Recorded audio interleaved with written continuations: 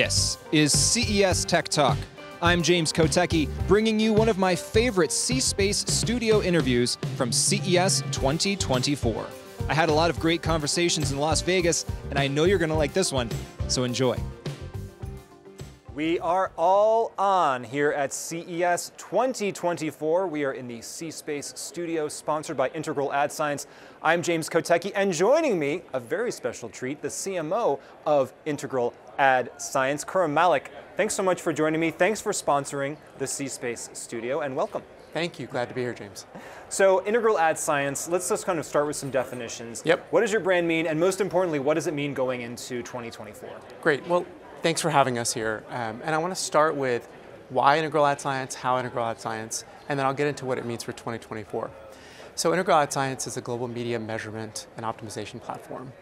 We provide the industry's most actionable data to drive superior results. And we do that for advertisers and agencies on one hand of the media ecosystem, publishers on the supply side, and all the media platforms in between, streaming services, social media. And people often ask me, like, well, what's different about your actionable data? Let's touch on that a little bit, right? So our data is broad and comprehensive, meaning it's all over the internet services. So we process up to 280 billion digital interactions daily. Wow. Our data also has depth. Our AI software breaks down data, the streaming services as an example and video, and can look at video on a frame-by-frame basis, and the audio and the text, and turn that into 600 contextual categories. Okay. So we have data breadth, depth, and it's available in real time. And so the question then becomes, why do people use us? There's really two questions people want to use us to answer. Is my media working? Measurement. And what do I do about it? Optimization. And so we're really in the business of answering those two questions for our customers. If you think about 2024, and what does it mean for our brand? There's a couple things. One, it means we're here to maximize ROI for our customers. It's a big year, and we'll talk about 2024 a bit. We also want to help our brands safeguard and scale their business. And then finally, we want to forge the future of digital media with our customers. So that's a long answer to your short question, Sure. But it's really about actionable data and driving superior results. And why is 2024 going to be such a big year from your perspective? 2024 is going to be a big year for many, many reasons. Let me touch on two. One is there's this little thing called the Olympics coming, and the Olympics is going to bring a ton of energy to the media ecosystem. And then there's another little thing called the US election, right? Yeah. And so in that environment, advertisers are going to be looking for both how do I maximize ROI in that situation, and how do I safeguard my brand in that situation, right? And we have the tools to bring to bear for that.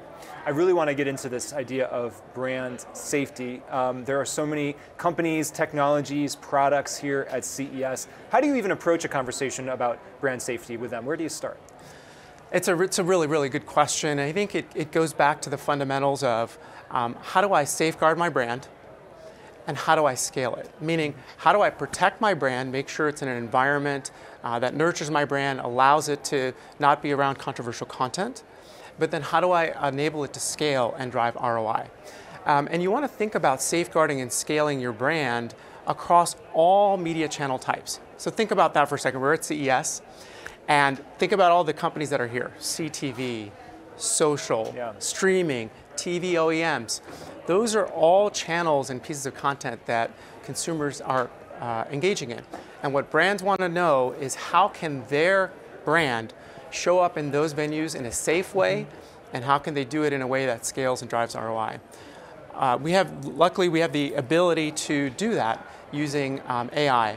Back to what I talked about, actionable data, breaking down frame-by-frame analysis, and providing brands the comfort they need in an environment such as 2024. So if they wanted to, they could go to the frame level and say, if even one frame of this, or that might be more of a subconscious thing if there's really just one frame, but if there's just a really short snippet of something that might be controversial or construed a certain way, they can opt out of that. So how do you let brands determine what brand safety means to them? Because I imagine there's a range of what brand safety means if you're a soda company versus like an edgy skateboarding company or whatever it might be. Yeah, well, let's go back to how I started.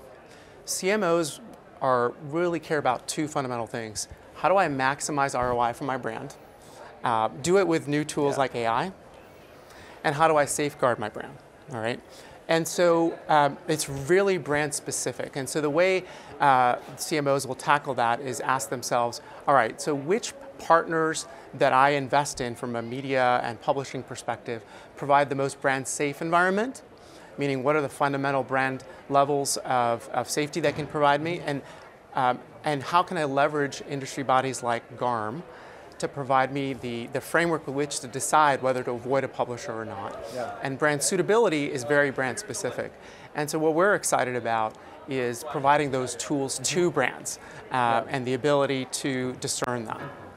So is 2024, in terms of the trends that you're looking at, that you're looking forward to, is it going to be a continuation, a deepening of this amount of data and this AI being put towards these two very pivotal kind of content moments, being the Olympics and the US election? Are there other trends that you're looking forward to in 2024? Well, I mean, there's a major trend that I'm paying attention to. Just last quarter, I was at a dinner in New York with fellow CMOs. And one of the things we were discussing was the ANA's report on media waste and fraud.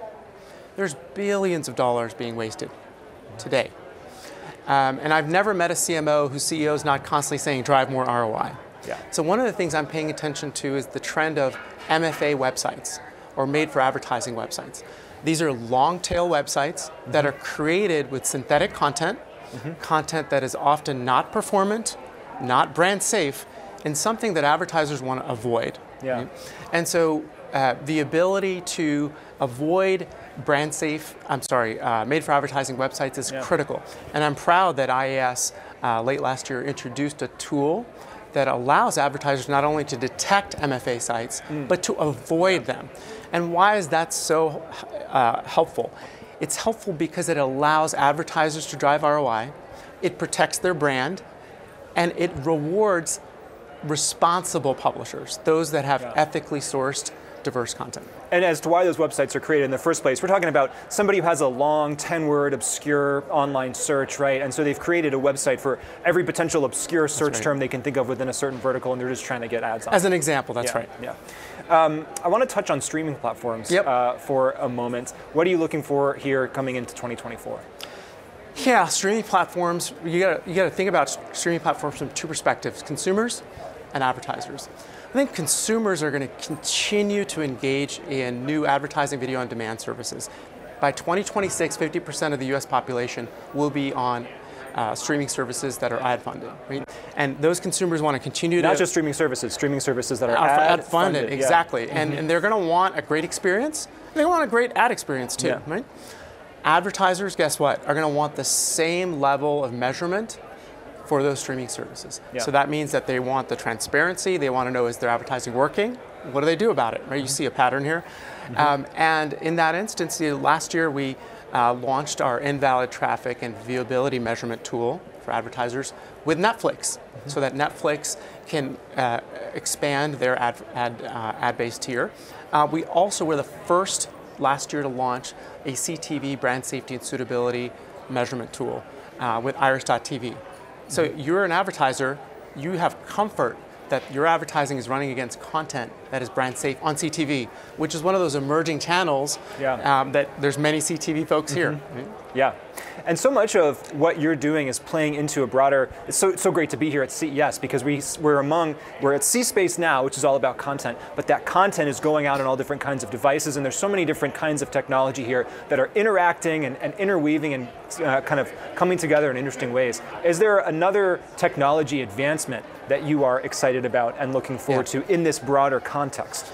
Yeah, I mean, I think I want to answer that in two ways. So the first is kind of a pure technology play, and then one from just a kind of a philosophical way. From a technology perspective, I'm very excited about attention. And the AI and machine learning models I mentioned earlier are allowing our ecosystem to determine what pieces of content advertising are garnering attention, meaning capturing the cognition of a consumer in a healthy way. And we think about attention in three ways. Visibility, situation, and interaction. So is the content visible? Is it in a kind of clutter-free environment? And is that content being interacted with, right? Yeah. And those three factors contribute to our attention score. And so last week we were excited to launch our quality attention product. That actually is the first product to unify media quality and eye tracking data. So that if you're an advertiser, you can now invest in content and advertising that's garnering attention, driving higher ROI for you, instead of just picking content on the basis of its context. Yeah. So we're extremely excited about that, and that's a very real example of AI and ML at work. Now I want to touch on one other thing related to what you asked. There's a philosophical topic that's really, really important, and I'm a father of 3 boys, and I care deeply about their food nutrition. Okay. But I also care about their media nutrition. In our small town in New Jersey, there's an 8th grade class on media nutrition. Why? Because what people are consuming, we want it to be healthy. Yeah. So I think this upcoming year, responsible media will be a massive, massive topic of discussion. And just this morning, we launched the Rise of Responsible Media report on integralads.com. And the reason we invested in that report is because we wanted to help educate ourselves in the media environment on what does responsible media mean. Responsible media is content that is accurate, ethically sourced, right? And it's content or content producers that provide that for a healthy media environment. Yeah. Right? And our research came out with Magna Trials, and it asked parents, publishers, and advertisers what they felt about responsible media. And one kind of clear takeaway is that parents want the media ecosystem to do more to provide responsible media and healthy diets for their children. So challenging as a parent myself. Exactly. Very challenging, and I'm so proud of the work we've done as IAS in that space. We're going to do more. In the next quarter, we're going to be releasing products that help here. So we're going to be releasing a kids content avoidance product with social media platforms, so that as an advertiser, you can reach on content that's focused on your adult consumers and on a content for children. And so that's an interconnected web that I'm excited for us to support.